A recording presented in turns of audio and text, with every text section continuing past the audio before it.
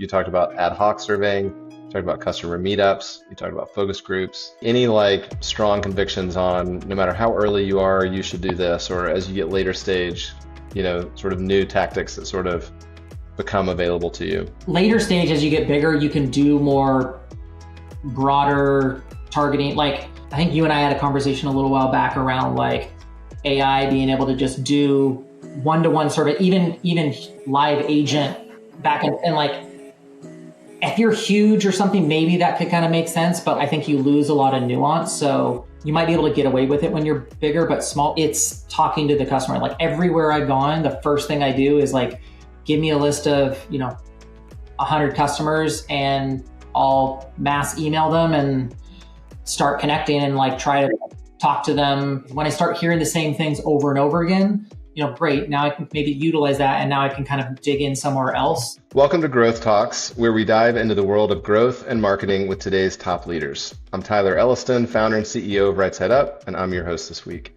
Today, I'm excited to welcome Matt Gehring. Matt brings over 2 decades of executive marketing experience, having led brand growth and retention at standout consumer brands like Lifeforce, Dutch Pet, Everlane, and Rothy's. He also operates as a fractional CMO and advisor. He's passionate about building high-performing teams and blending traditional marketing frameworks with modern growth marketing best practices. Matt, thank you for being on the show. Thanks for having me. Good to be here. Awesome. Well, I'd love to step into the first topic, which is actually stepping into a leadership role. So you've helped build multiple brands, some of the most loved consumer brands. I'm curious, when you step into those new CMO or marketing leadership roles, how do you approach those first 90 days and what's your top priority? It's different every time. So, I mean, that's always keeps it fun. I think typically when I'm coming in, the company or team's been having issues. There's something that needs fixing, or there's like, a team build out, restructuring, figuring out who their core customers are. There's usually some problem. Like most of the brands, I haven't come in where I'm just like replacing somebody who's been there. I'd say my top priorities first is like connecting with my team, understanding of what's working well, what needs improvement from their point of view, getting an idea of what do they see as their priorities, and how do the teams overall work well together across the org. So like, are we, cross collaborative a lot, or is it very siloed? Next, really digging into the data, seeing, do we have a good source of truth, consolidated view of the numbers? What numbers are people looking at every day? How are we measuring performance? And not just marketing, also like the overall business. Even I'd almost call it like, beyond the click KPIs. Like, how are we looking through the whole process and making sure that really there's that alignment. Then kind of that alignment with CEO and or board, near-term goals, key focus areas. What's the stuff that like, oh, I got to focus on this the first 2 weeks because something's coming up, versus like, no, I have time to listen for a month and not really do anything and kind of absorb everything. And then lastly, I think a key thing is like establishing that cadence, both above and below, in terms of informing on progress, initial insights, updates, actions. It's not go into a room for 30 days and then like, okay, great, here's what I did in 30, here's what 60. It's an everyday piece. So that's typically where I focus in. So I guess the framework sort of is the same, but what pops up seems to always be different. Just to rephrase that to make sure I've got it. So people first, then data, and then you mentioned alignment. And is that alignment on sort of strategic takeaways that you're getting from the people and data on next steps? Or is it more the problem set and understanding the data and people dynamics? Probably more the former. Like it's really like that tops down and bottoms up view of, okay, and even things where I've had, like, I've come into roles where through the interview process and through onboarding and meeting with the execs or board, it's like, oh, this is what I'm supposed to do when I get here. And then you get there and you're like, I don't think that's what I'm supposed to be doing. I think I need to do these other things first. Right. And so if you don't get that alignment, then the CEO says, hey, I need you to do all these things. And it's like, well, ultimately, we need revenue or new customers or whatever metric, and we've got to do these other things first. And so I've seen for myself, some miscues as well as from peers, where that key thing to make sure like we're all on the same page is really important early on. Right. Okay. So it's not, it could be marketing or growth strategy, but better stated, it's like, what is my mandate? Like, what is success? And is everybody holding hands and agreeing on what that looks like for the next 6 or 12 months? Got it. Okay, so people, data, mandate, and then like communication slash reporting slash norms to make sure that there's alignment in how things get communicated. Yeah. Yeah. I'm curious, you made the comment that there's usually something wrong or something to fix. How often in your experience does if the CEO is hiring you, how often does the CEO know what the problems are and actually like they recruited you specifically because they knew, hey, we have this problem and Matt can help us fix this versus they actually don't know what the problems are and you're actually discovering them? I've seen both. I think typically it's more the former of like, hey, we think this is the problem. Here's what we're seeing. I'm coming in to help fix it. Sometimes like the problem isn't exactly what we thought, but yeah, it's usually more of some kind of knowing of what's happening versus coming in totally blind and like, okay, now I got to go figure it out. Like Dutch was an interesting piece coming in where we knew the business we were in, we knew what we were doing, but we ended up needing to change the whole business model. And coming in for me there, it was just like, okay, figure out how do we scale this newly launched pet telemedicine brand, vet care brand. And we had to kind of go to like, oh, actually, we need to break it apart and run it in a different way. So the issue there was more like, hey, scale, launch, grow. But in the middle of that, we had to figure out, oh, wait, after talking to our customers, we need to create a little bit different sort of model. Going back to what you said about talking with the team, how do you go about building trust and setting the tone with the team early on? Obviously, there's often a lot of fear when new leaders come in. Yeah, I think that's partly why I meet with everybody that first few days, but I want to really work to make everyone's truly heard. I understand their goals. I understand what they want. Are they doing what they want to be doing? Like I've had instances where somebody's like, I really don't want to do email anymore. And I've been wanting to do this, but the old person didn't like, great, let's figure out how do we do that. I can't just flip people into a new role, but start to kind of be, I care about their career development. I care about like what they're doing. And the places where I've been where you've got a brand where people are passionate about being at the brand makes some of that easier. I think making sure I'm really clear in my expectations and then living up to them myself to sort of set the tone and live it. And then really being consistent with follow through. I think the worst thing a new manager can do coming in is say their team like, oh shoot, I haven't been able to get to that yet. Or being late for meetings all the time. They're like, oh, sorry, I was talking to the CEO. Like, I want to show that I am there for them first. And then in meetings, not being distracted, not being like, oh crap, I got to get that other thing done. Or like, I've got Slack going here. Thinking about more like I'm in person again and like, okay, guys, laptops closed. Let's meet, let's chat. So I think those things have been helpful for me in terms of kind of getting that trust. I'm curious how often when you go into a new company, have you sort of underestimated or overestimated the degree of work needed? Like I'm not necessarily asking for names here, but have there been situations where you go and you're like, well, I knew that this was going to be a challenge, but oh man, this has major issues, or the opposite where you were pleasantly surprised? I don't know if I've been pleasantly surprised anywhere. I've been met expectations. So like, okay, yeah, this is what I thought. No, I've definitely had places where it's gone in. It's like, oh, this is not exactly what I was expecting, or there's these things. And like a friend recently had said like, hey, going into a company, especially when you're confident that you're going to get the role or once you've had it, of just like, hey, talking to the CEO or whoever your manager is, like, what's something that I'm going to uncover when I get there that just, we can just let me know now. I'm starting, I'm joining, I'm doing this, but these things that like, oh, let's not tell them about that yet. And I think that's been helpful, but yeah, for sure. Usually it's just that, oh, they've been measuring CAC the wrong way, or how they're looking at LTV was actually LTR. And so their numbers aren't as good as they seem. It's similar to what I've seen when companies will go and they'll do their board meetings and they're not quite, they're painting a little bit rosier picture than it actually is. So it happens. I would love to go on a little bit of a side tangent and just drill in on what you just said. They thought that they were measuring LTV, but they were actually managing it to LTR. Would you expand on that for the audience? Because I think this is a great and major point that a lot of marketers miss. So yeah, okay. So I'll go to two things. First thing for me is like, one of the things I do going in when I do that kind of metrics review and everything is just data definitions of what does a new customer mean? What does a repeat? All of these things. What happens if somebody buys twice in the same month? Where does it go? I like to have that because it helps when we're explaining things or we're going like, hey, we know to go solve this issue. It also helps you dig into the actual problem when it happens. So the LTV, LTR thing, lifetime revenue versus lifetime value.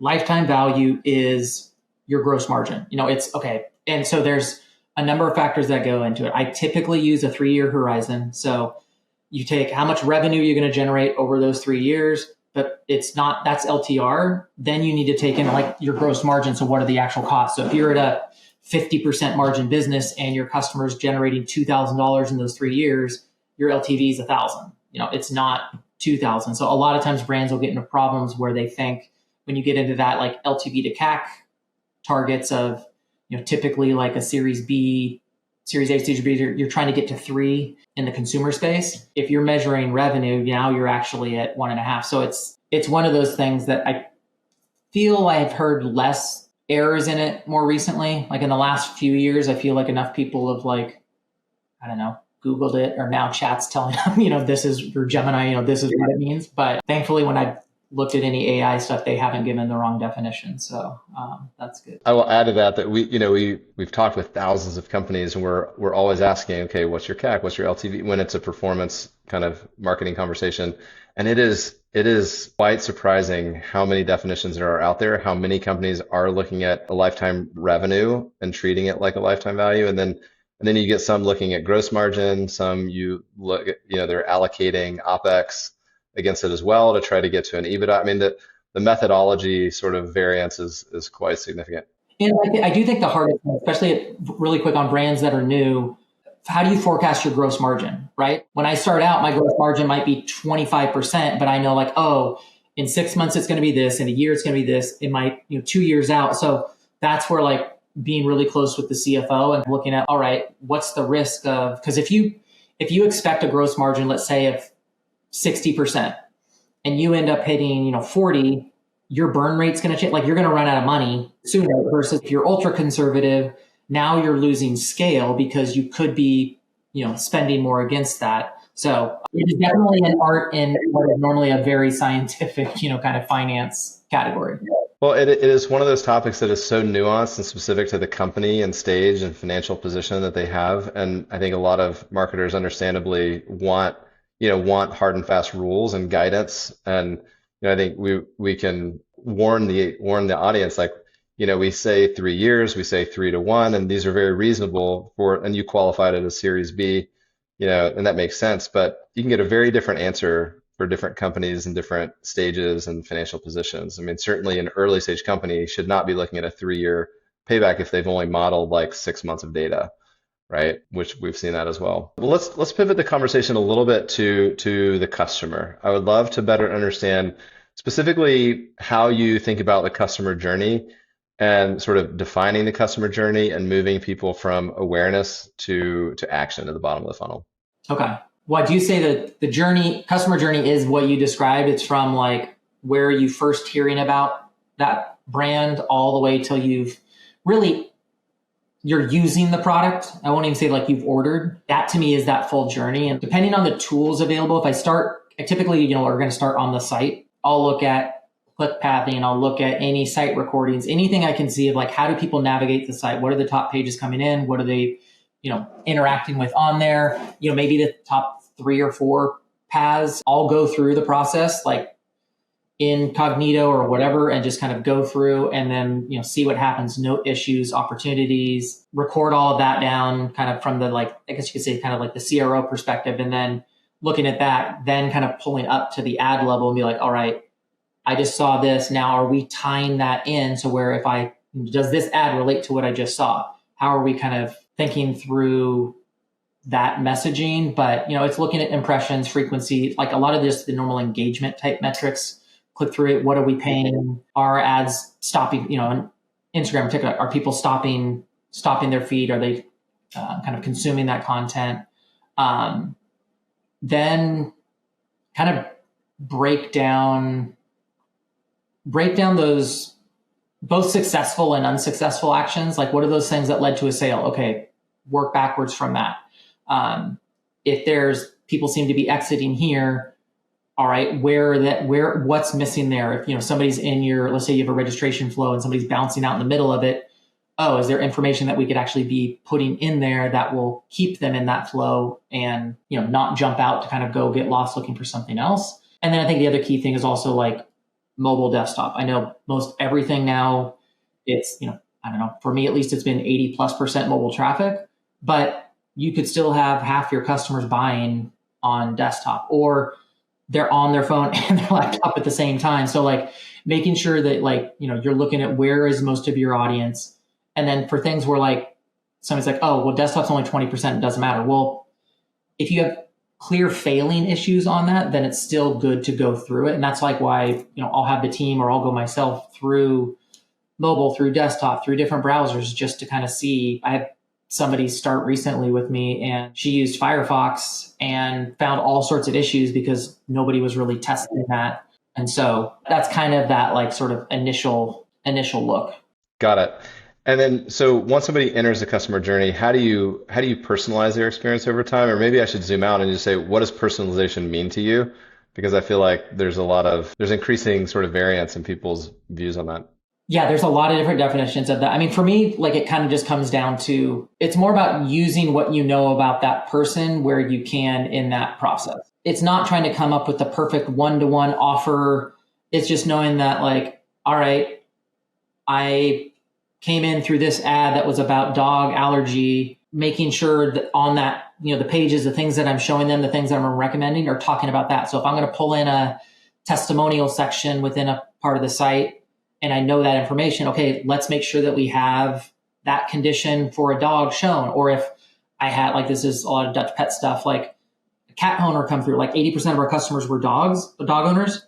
Well, if somebody with a cat, like, they don't want to see a bunch of dog stuff. They want to know that so I think it's easy to do those more simple things, but if you can control it, if you can kind of utilize and have that flow from the ad to the site, it's a lot of times it's harder if somebody saw an ad and then they just go to the site themselves. But, little things like that, picking up where they left off. If you have a registration flow or a quiz type thing that people are going through and they leave out, if they go back into it, picking up where they left off, little things like that. I do think it's easier to do it now, but yeah, to me, it's just using that information and like products you recommend, post-purchase things like where Dutch or Life Force, where there was an actual human component to it with a meeting with a doctor or a vet, making sure they're prepped with that they know like, oh, this person came in for these issues. They might talk about something else, but even just having that initial connection where it's like, oh, I see that you have questions about Oliver and needing some, allergy medication for him. Like,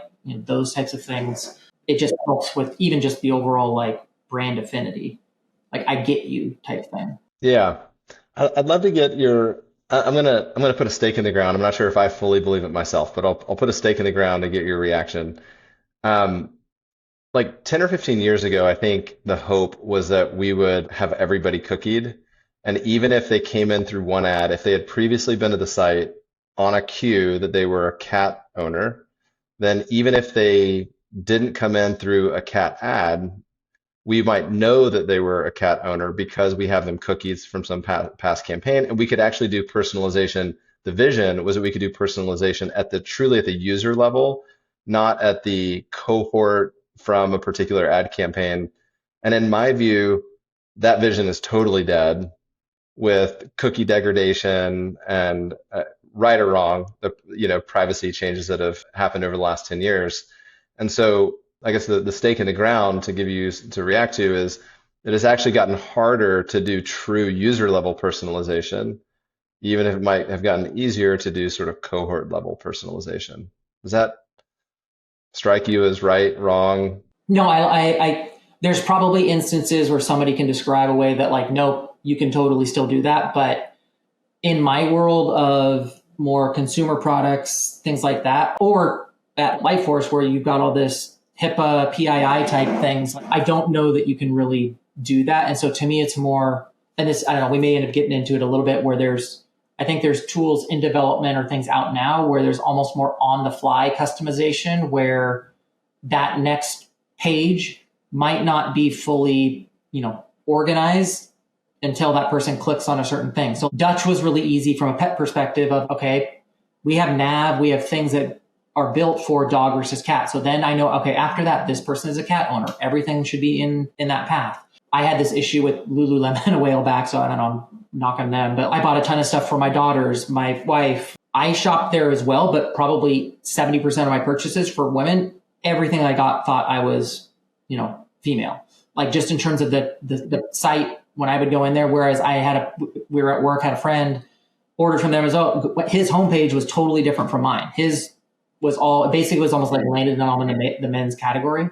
So I think there's also that issue of where you think, oh, I can make this perfectly personalized experience, but it's not right. Or what if I am shopping for somebody else, and not me? And now I'm constantly like, no, stop recommending this. I'm trying to find, this other product. So it can actually hurt you to some extent. Yeah. I mean, we have in-session personalization, and we also have like, once you have authentication, then it's a different ballgame, right? Then you can build profiles. And if they authenticate, then you know who they are, but I think in the B2B, right, like uses that all the time, like get them authenticated and then you can personalize. I think on the consumer side, that's a lot harder, especially like pre-first purchase. I think it's also hard too with both, probably more Meta than Google, but just if I look at one thing, my Instagram feed is loaded with all 20 competitors in that space. If I happen to like pause for a second on one of them, now like it just gets to where like, can I undo that signal? I don't want to see all this kind of stuff.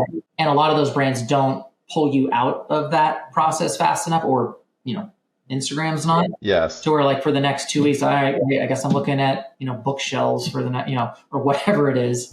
Totally. So the signal that I really want to send is that I already purchased, because I just keep getting the same ads. I understand that from competitor brands because they don't have the data, but gosh, the number of times that I get retargeted by the company that I bought from, and I just want to be like, upload an exclusion list. Like I've already bought this product.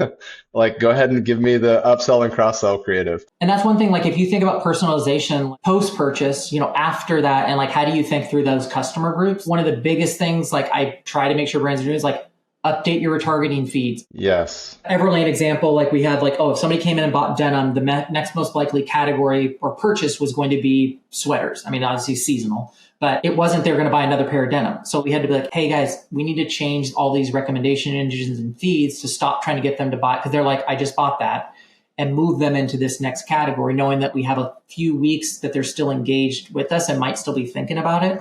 And it eventually evolved into, because the denim sweater thing happened, a lot of the merchandising, a lot of the photography, the things that they'd be getting, once they made that purchase, you're still seeing denim in it, but you're now pushing the sweater and you're also pulling them out from that. Hey, they bought this. We don't need to keep the same ad frequency that we were having, and now let's try these one things, and there's sort of a sequence out. And then, okay, we're going to wait for them to come back or show some other form of intent. But yeah, pulling them out of it. I can't stand when brands are like, I've made the purchase and keep seeing the ad and like for the same thing. Right. Exactly.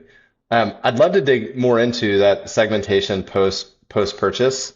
So obviously there's like the cue of they bought this, therefore they might want to buy that, like denim to sweater. I'm curious, one, like how do you discover that? Are there other cues for segmentation? Does that sort of trend of denim to sweater, does that apply to all customers, or are you actually segmenting that also based on demographic, or maybe speak more on the seasonality?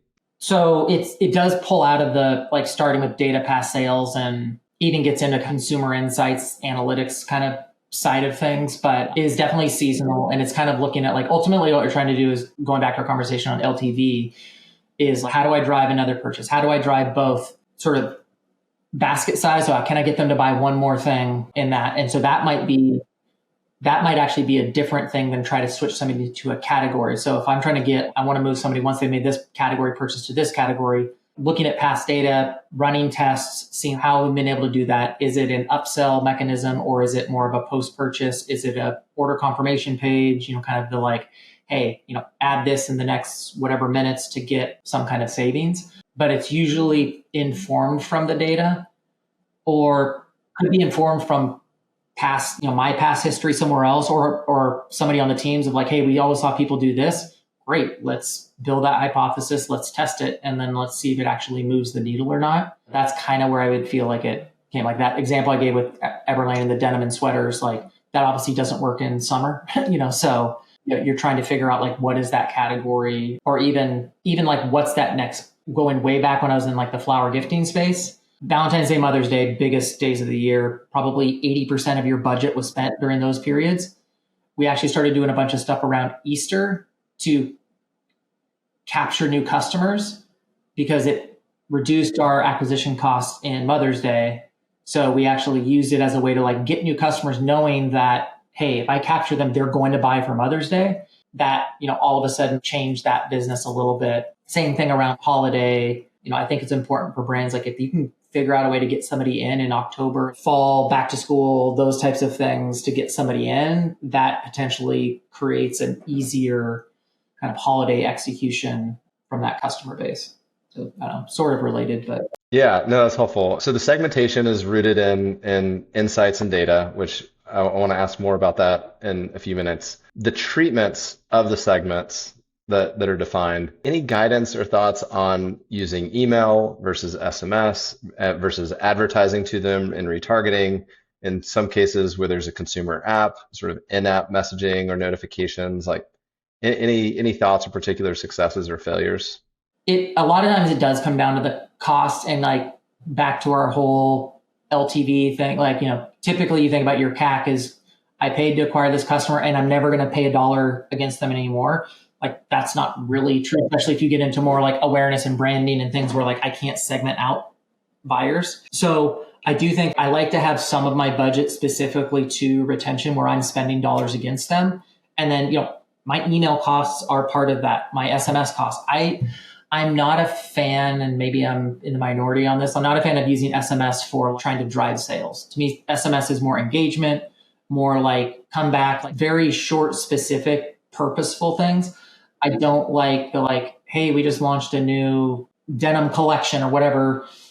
Let's make sure that we hit them all on SMS. It's like, to me, it should be an either or. But I do think it can be useful, but I like to be more targeted with that. Email does get a lot of it, but I don't know if it's less and less effective, but there's a lot more necessarily noise. So it's more, how do I get the intent? Can I get them to the site? If I get them to the site, then a lot of our platforms are just automatically going to do their work to get them to come back again.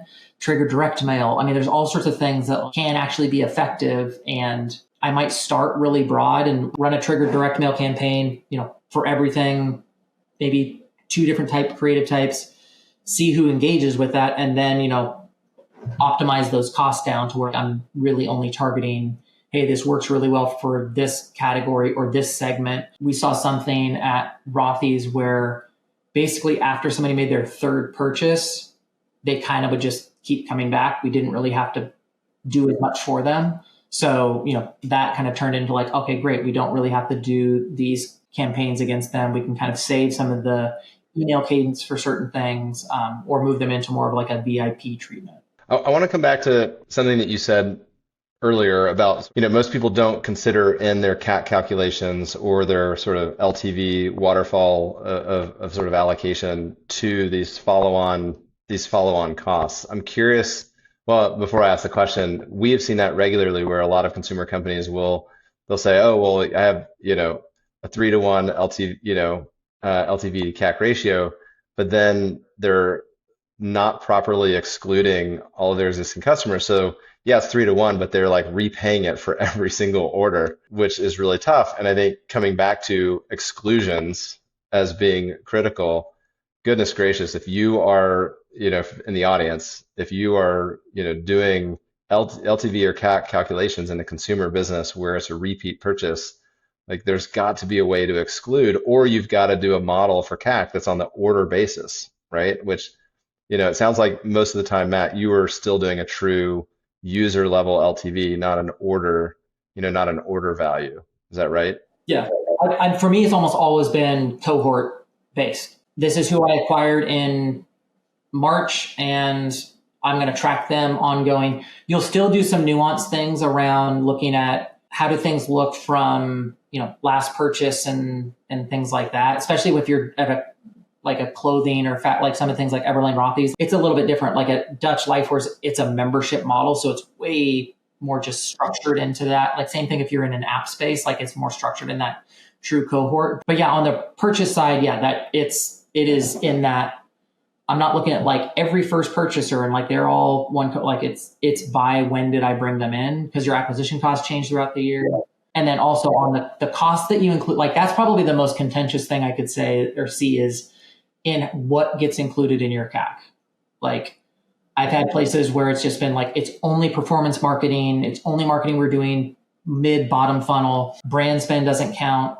But even in those instances, like, working with CFO, it's like, okay, we want to allocate 1.5% of revenue to brand spend, or, whatever, some ratio. And like, it's not that it's not measured. It's not that it doesn't matter, but we're not going to necessarily count that into our CAC because its function is different. So I try to like look at like what spend. CAC is about acquiring customers. What is the spend that's going to that? So most places I've been at, my creative costs, like ad production, goes into that, because you kind of look at it like, if I wasn't spending those dollars, would that cost go away? And if it would, then it should get included in that. I don't ever include team, things like that in it.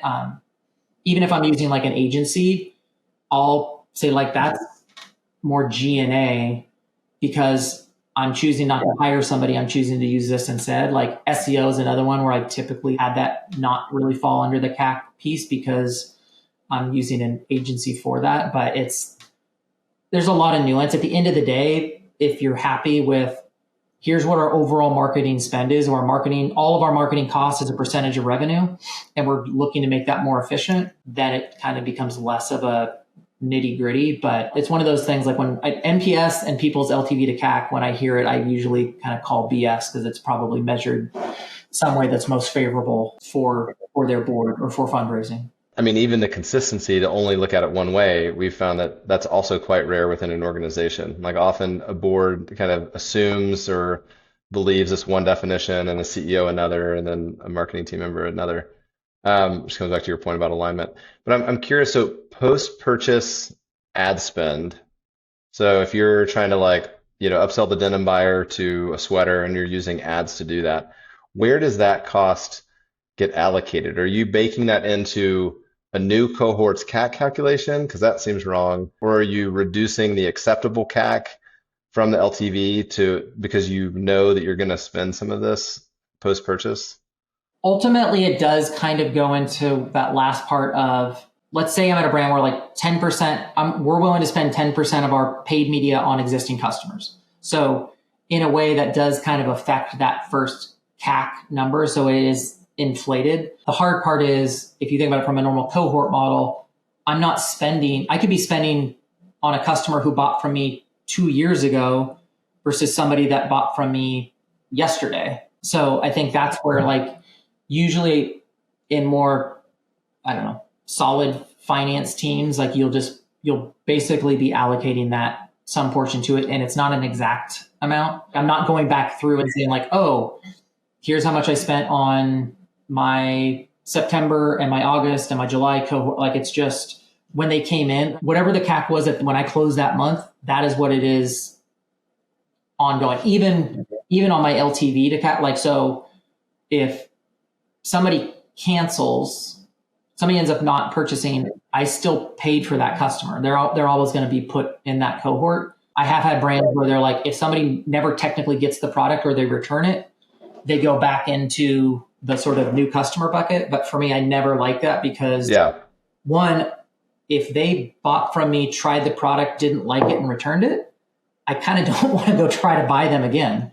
So I would keep them in my exclusions and just sort of treat that in that bucket. You've made a couple comments on consumer insights, and I would love to dig in more there. But before we do that, we tend to do a sort of A/B test on these podcasts, where we ask some questions that are very difficult or impossible to answer, kind of either or. And so I'd love to go through a few questions and just get your immediate reaction or preference. So we'll go through a few of these kind of rapid fire. So first off, qualitative feedback or quantitative analysis? I can't say both. No. I'm gonna do qualitative. Okay. Customer acquisition or customer retention? Acquisition.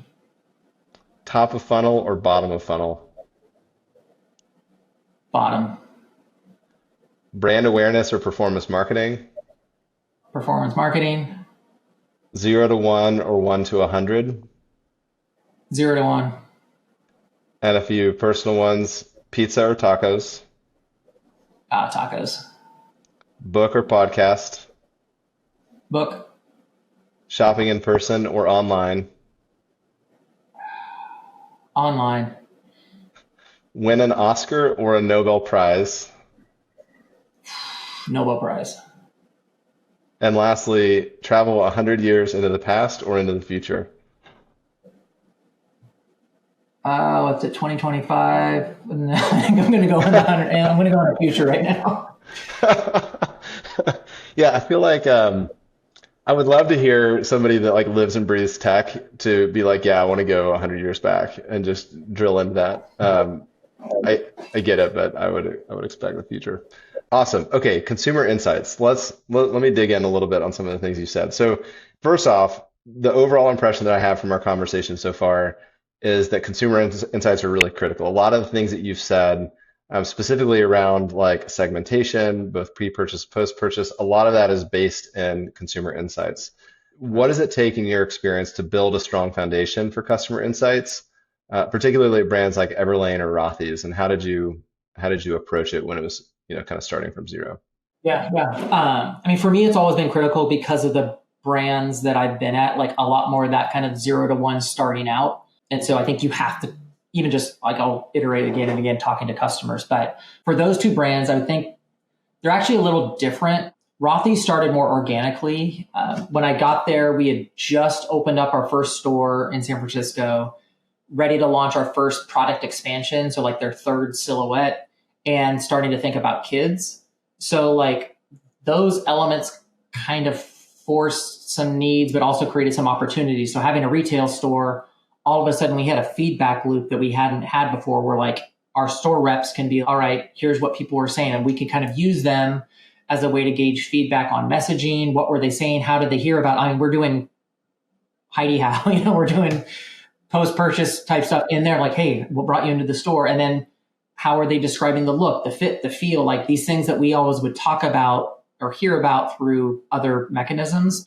So for there, it was really like, hey, the voice of the customer is important. Let's make sure that we're listening to them and then starting to use both. And this is where like more the qualitative of just, talking to them, gathering this stuff, trying different things, and, a little bit better sample size than like the random one-to-ones that we would be having. Everlane was different in that they had a really strong buyer merch teams that were plugged into their categories, their customers. They really, I felt, knew kind of what drove that customer to purchase. For me there, it was more around working to share those insights more broadly, that it wasn't just isolated within that team.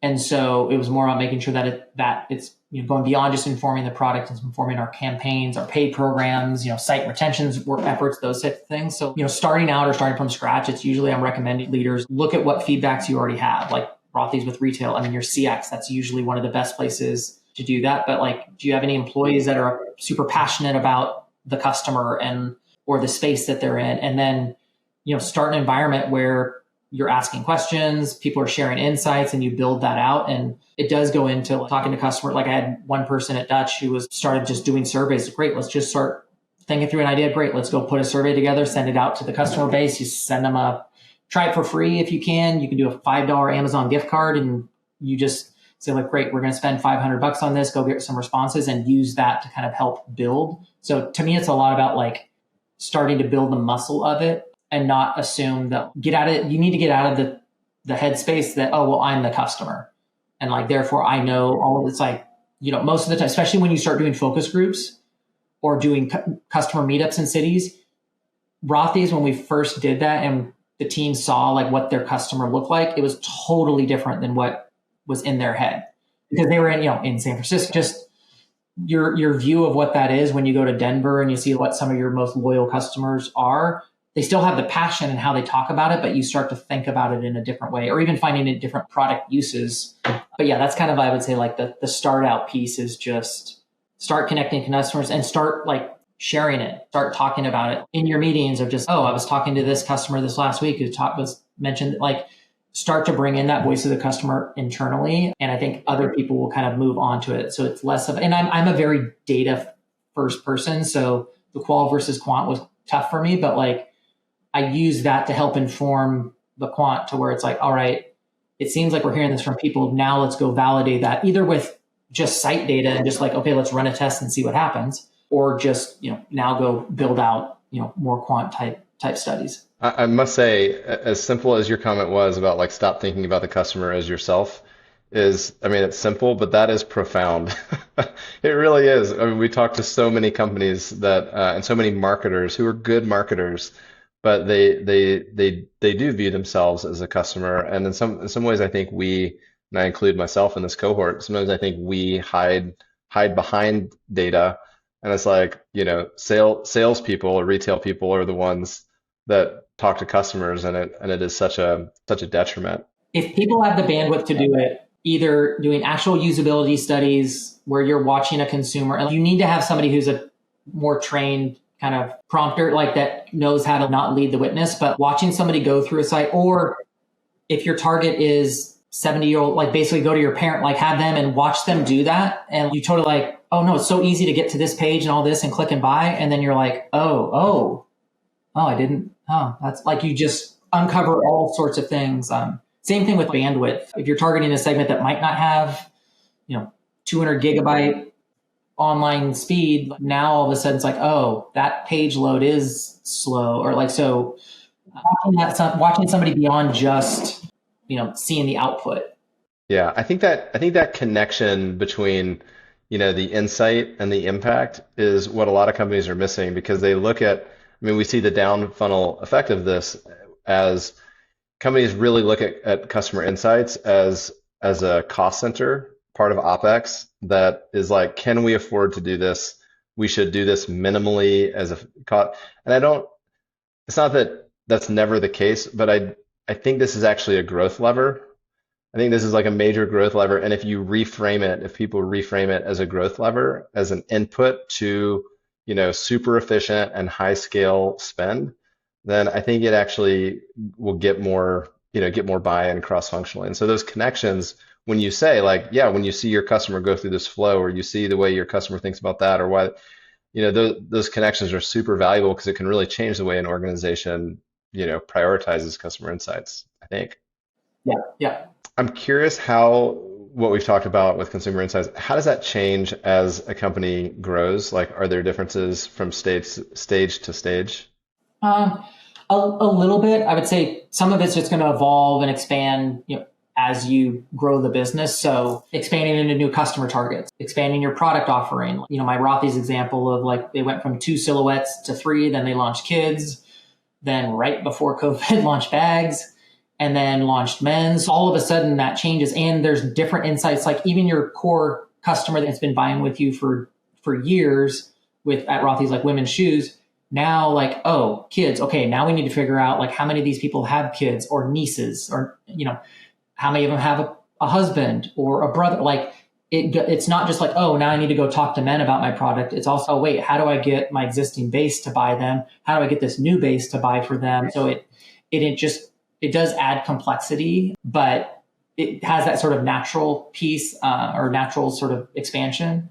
I think there's also that when you have really strong brand identity and you're really consistent, you can then start to make sure like that's resonating with your new customers. So you think about, typical TAM or like whoever you acquire first are usually your best customers, and they're going to spend more. They're going to be, as you grow the business, you're getting further and further out, in that circle of how relevant it is to them. They're harder to acquire. And sometimes what was resonating with that first customer might not resonate with that newest one. So you do need to make sure that, that's happening, that you're measuring that you're collecting data. Do they still feel the same thing?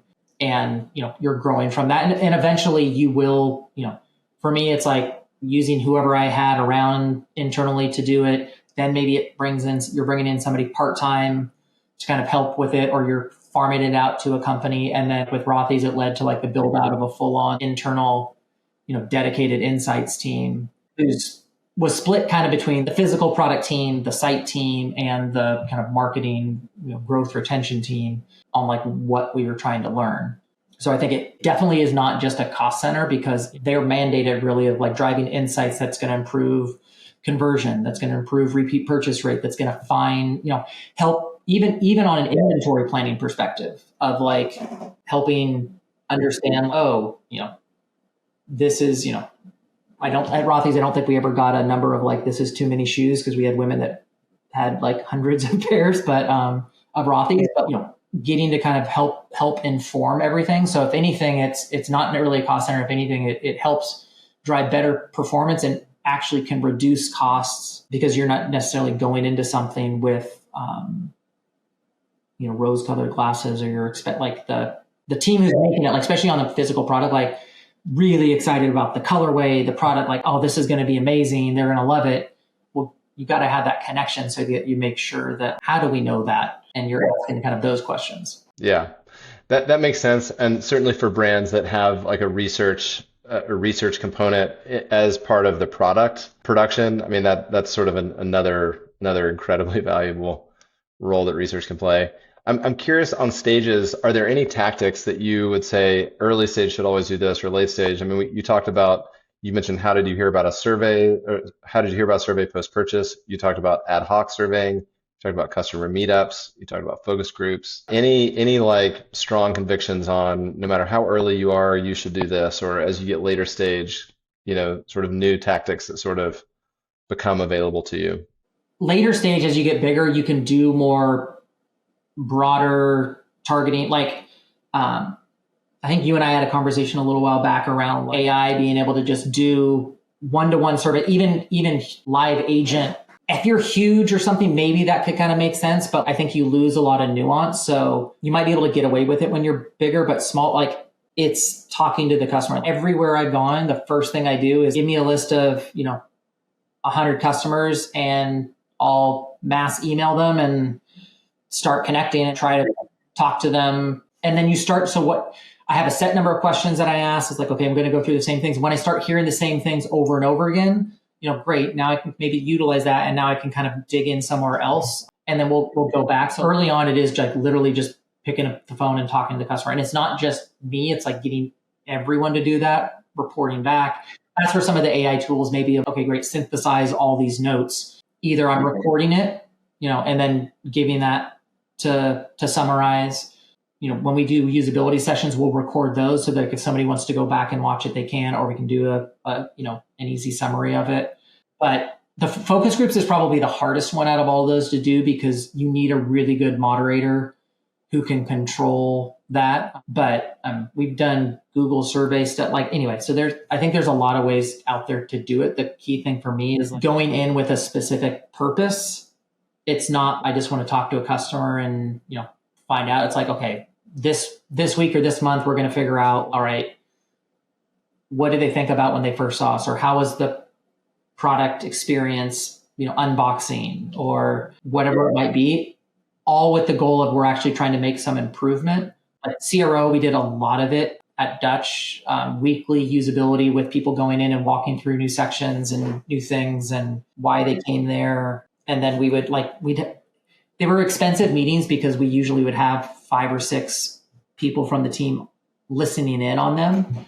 But it helped us go from I think we were at, let's say, 1% conversion rate to 4% conversion rate on the site in probably less than a year, just through those feedback loops and seeing, oh, people don't get this, or oh, we need to build this new product out. We uncovered something where people needed talk to a vet, but they also needed a prescription, but they weren't giving any signal that they needed a prescription. It was just they needed to talk to a vet. So how did we enable them to find what they were looking for in that process? So then when the vet was on there, it was just, it hit more on the why they were there. They got through faster, and ultimately led to more product purchases being attached to that membership. Man, what a great success story. I mean, that's a huge, so many companies would love a 50% improvement from 1 to 1.5. I mean, 1 to 4 is crazy good. It helped. It was a new product category as well that most people didn't know about, and us finding where those people were. But huge shout out to the team on the growth side, the team on the product side and we had a really cool tool that we were using on our site optimization side that, I feel helped.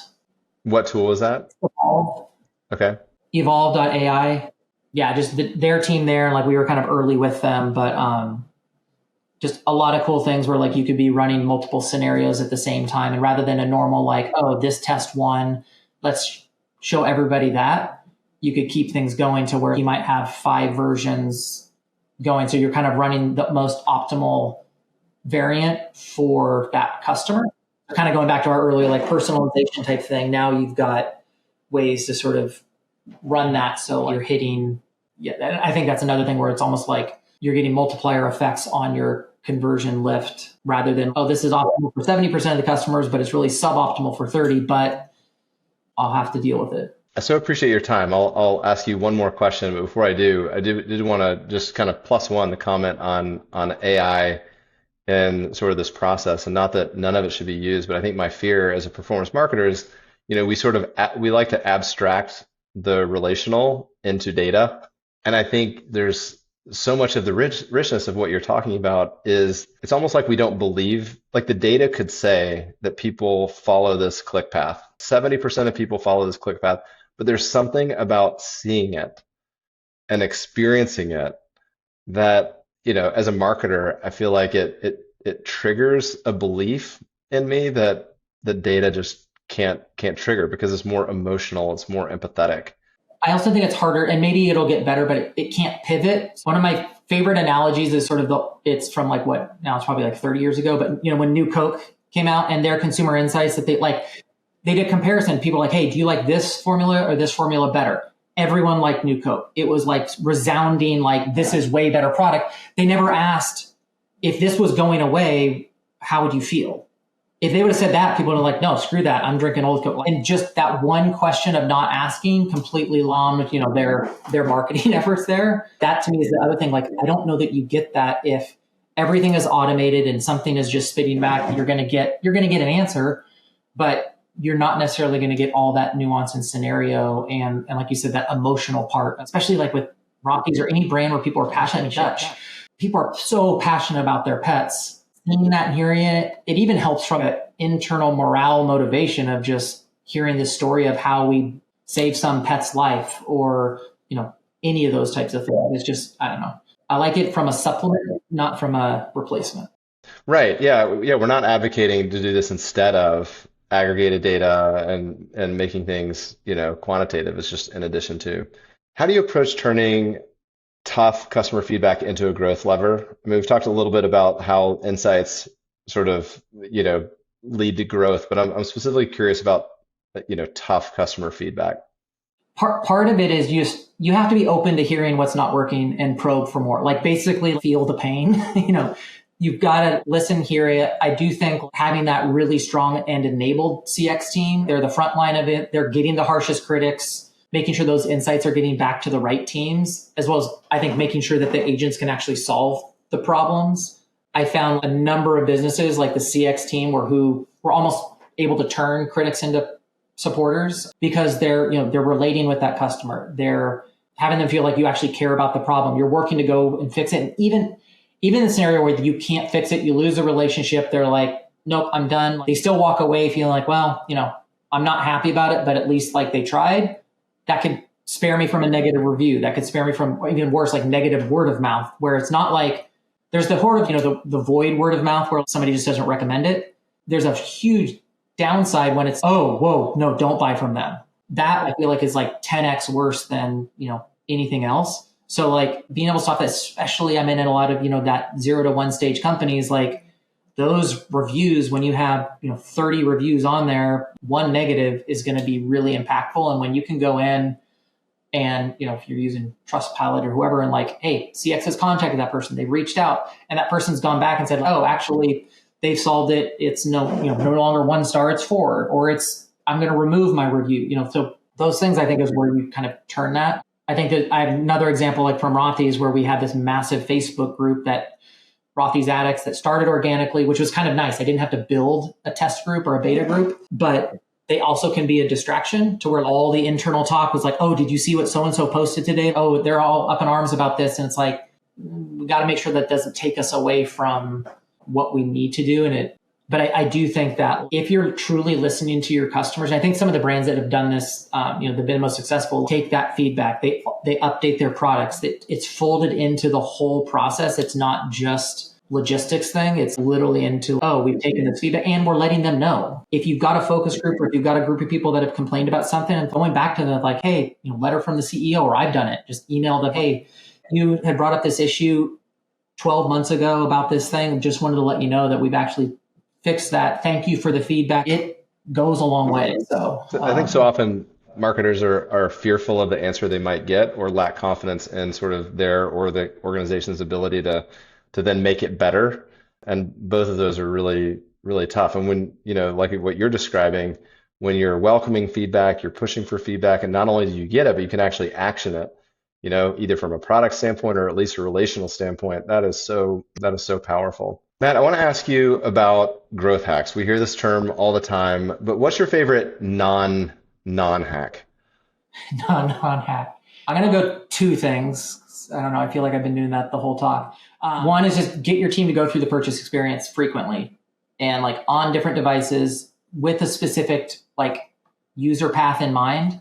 And then the other one, which I feel like I've been saying this whole time, talk to a customer. Like at least every week, talk to somebody, whether that's on the street, whether that you pick up the phone, Zoom call, keep that feedback constantly going.